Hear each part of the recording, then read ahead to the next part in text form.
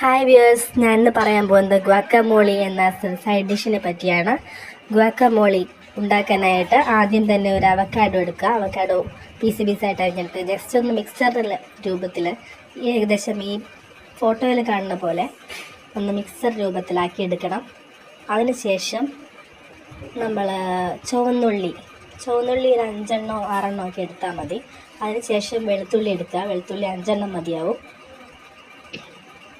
പിന്നെ കുരുമുളക്, പാകത്തിന് ഉപ്പ്, നാരങ്ങയുടെ നീര്, പിന്നെ തക്കാളി ചെറുതായിട്ട് അരിഞ്ഞാൽ മതി. ഈ കുരുമുളകും ഉപ്പും ഒക്കെ നാരങ്ങയുടെ നീരെല്ലാം കൂടി നല്ല ജോയിൻ്റായിട്ട് വരണം.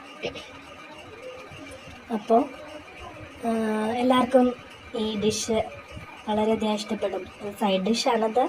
അത് നമ്മൾ ബ്രെഡിൻ്റെ കൂടെയൊക്കെ യൂസ് ചെയ്യുന്നതാണ്. വളരെ ഇഷ്ടപ്പെടുന്നതാണ് എല്ലാവർക്കും.